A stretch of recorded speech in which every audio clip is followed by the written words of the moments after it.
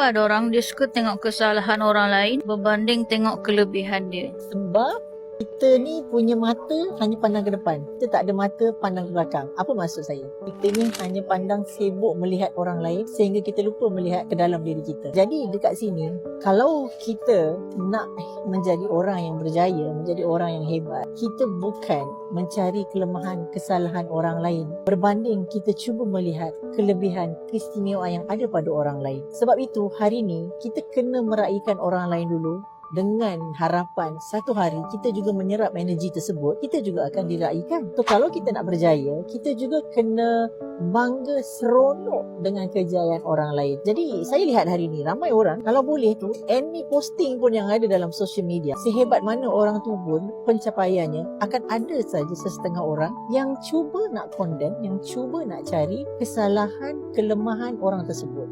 So bagi saya, kita pedulikan orang yang begini, kerana orang yang hebat, orang yang nak sukses, orang yang nak berjaya, dia tidak akan fokus kepada benda-benda yang tak bagus ini. Cuba kita jadi seperti mata lebah, jangan jadi seperti mata lalat. Pendapat saya kepada anda di luar sana, cubalah kita menjadi orang yang lebih tawadu, lebih mensyukuri dan lebih berterima kasih dengan apa adanya pada diri kita. So raikan orang lain, satu hari kita juga akan diraikan. Enjoy dengan kejayaan orang lain, akhirnya kita juga dapat menyerap energi tersebut datang kepada kita. Aura dan energi seperti magnet, di mana apa yang kita seronok melihat di luar, kita akan menarik perkara tersebut datang kepada kita.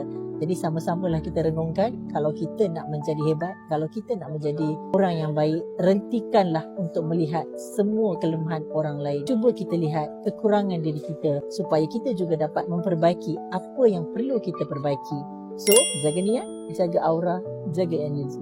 Ingat aura, ingat energi.